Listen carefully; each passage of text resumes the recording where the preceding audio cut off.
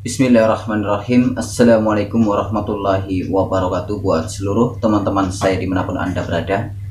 Semoga kita semua di kesempatan pada hari ini diberikan kesehatan, diberikan umur panjang, dimurahkan rezekinya dari segala arah penjuru, dan selalu diberikan perlindungan oleh Allah Subhanahu wa Ta'ala.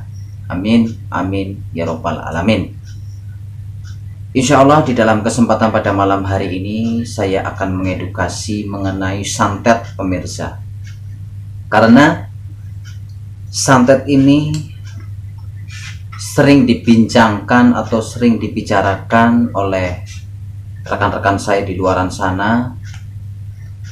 Jadi zaman sekarang memang kebanyakan orang-orang pada melawan dukun santet ya pemirsa.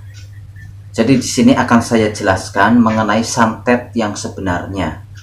Jadi untuk kalian semuanya yang orang awam, jadi pada tahu apa itu santet dan gimana cara kerjanya santet. Ya. Jadi tidak sembarangan kita menyantet orang. Ya. Tidak sembarangan kita menyantet orang. Kita harus tahu bagaimana cara kerja santet sih, gitu ya. Jadi untuk kalian semuanya, untuk orang awam, semoga bisa mengerti, semoga bisa paham, ya. Mungkin kalian pernah ataupun sering menyaksikan orang-orang yang melawan dukun santet.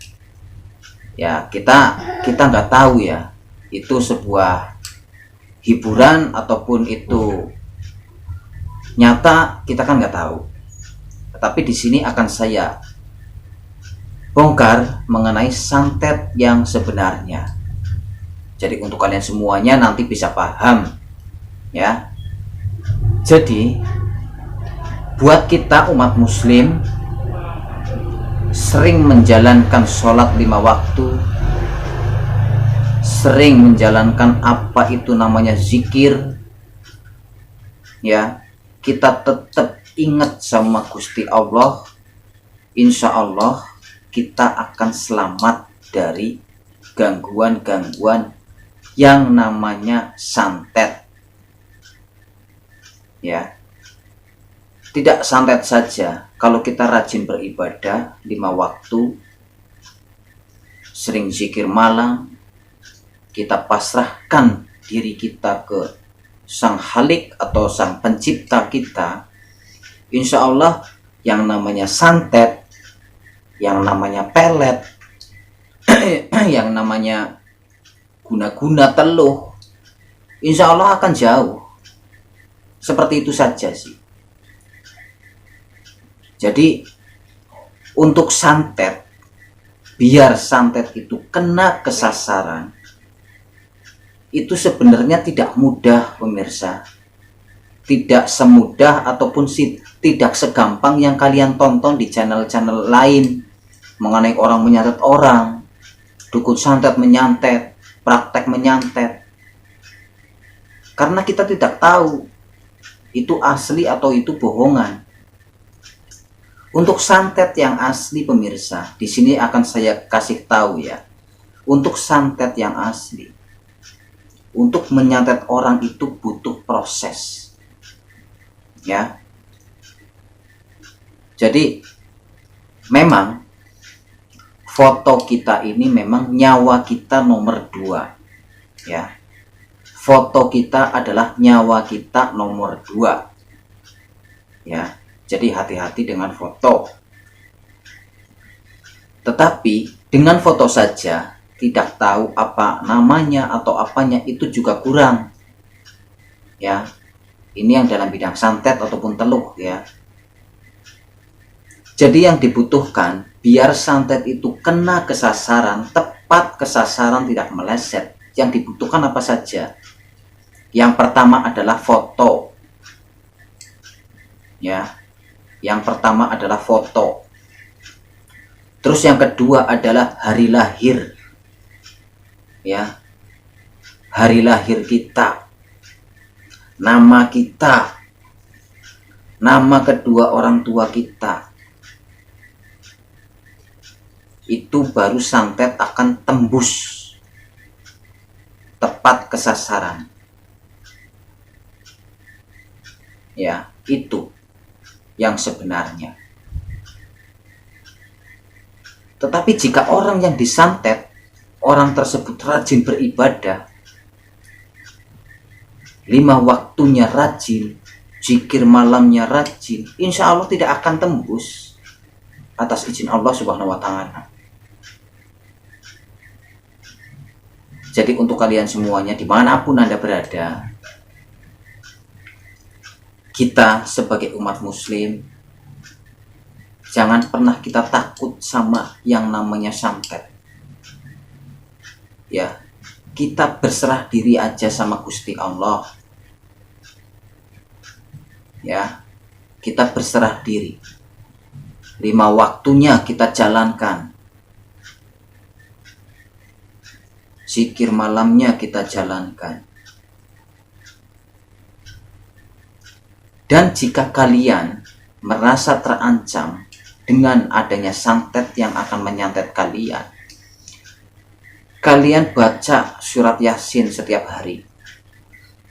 Sehabis sholat maghrib ataupun sehabis sholat hajat ataupun tahajud. 7 kali putaran. Jika kalian kurang yakin, jika kalian merasa terancam, jika kalian mau disantet sama seseorang, kalian jalankan saja. 5 waktunya itu jangan ketinggalan. Baca surat Yasin 7 kali putaran setiap hari, insya Allah tidak akan tembus. Lagi pula juga dukun santet juga tidak sembarangan pemirsa. Ya, dukun santet pun tidak sembarangan. Kita harus tahu orang tersebut hari naasnya pemirsa. Ya, karena rata-rata dukun santet ini mengincar hari naas kita. Disitulah santet ataupun kiriman dari dukun santet itu akan masuk ke diri kita. Jadi untuk kalian semuanya dimanapun Anda berada, jangan pernah kalian bocorkan hari naas kalian kepada rekan Anda, baik itu saudara dekat, karena hari naas inilah yang paling penting dijadikan patokan sama dukun santet, dukun pelet. Ya, jadi untuk kalian semuanya dimanapun Anda berada, jangan pernah takut sama santet. Ya, jangan pernah takut sama santet. Kita serahkan sama Gusti Allah.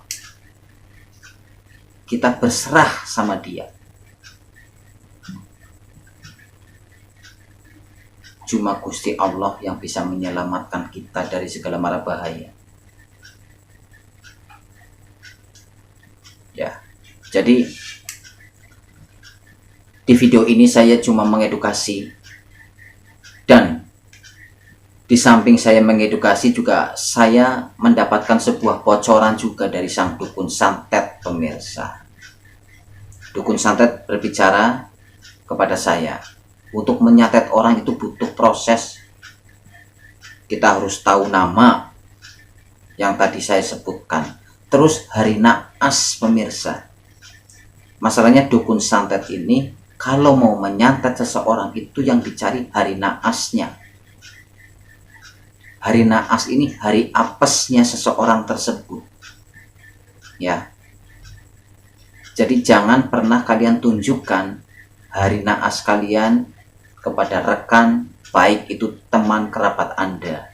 Jangan pernah, karena ini sangat beresiko. Hari naas ini yang dijadikan patokan. Orang ingin memelet seseorang, kita cari hari naasnya. Ya. Orang sekuat apapun, orang punya ilmu apapun dia, ya, kalau sudah di hari naas pasti kena. Pasti kena.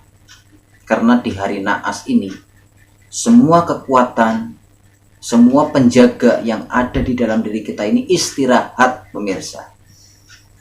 Tidak ada yang menjaga diri kita kalau di hari naas.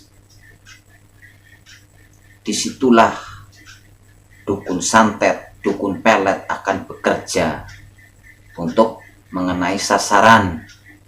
Yang dicari adalah hari naas. Inilah yang sebenarnya pemirsa. Tidak segampang kalian tonton orang nyatet orang. Ya mungkin itu pasti hari naasnya. Karena kalau orang yang mempunyai kelebihan disantet sama dukun santet, jika belum di hari naasnya itu masih belum kena.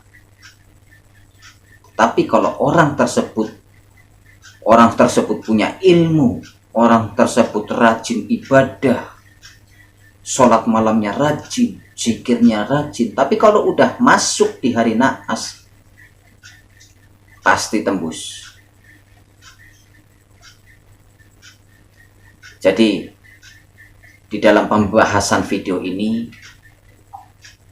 saya cukup menegaskan ke kalian, jangan pernah takut sama santet. Ya, hidup dan mati kita adalah cuma Gusti Allah yang menentukan, bukan seseorang, pemirsa. Ya, jadi itu saja yang bisa saya sampaikan kepada teman-teman saya dimanapun Anda berada. Semoga di dalam video ini bisa bermanfaat, semoga bisa menambah wawasan untuk kita ke depannya. Saya mohon maaf jika ada kesalahan ataupun kata-kata yang kurang enak didengar dari saya mohon dimaafkan. Akhir kata dari saya yang Ngokan Channel pamit mundur. Wabillahi taufiq wal hidayah. Assalamualaikum warahmatullahi wabarakatuh.